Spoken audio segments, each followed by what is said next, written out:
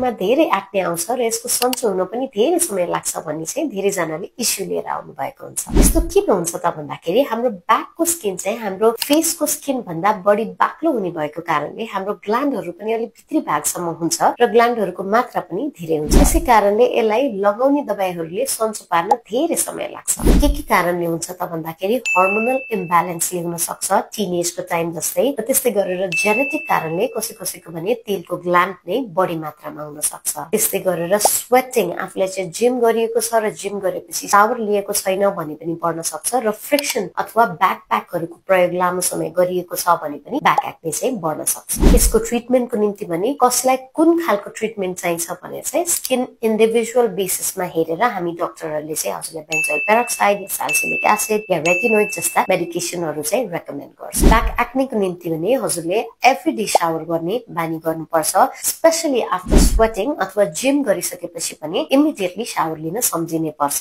त्यस्तै loose fitting कटनको लुगाहरू लगाइदिनु भयो भने यो समस्या कन्ट्रोल हुन मद्दत हुन्छ।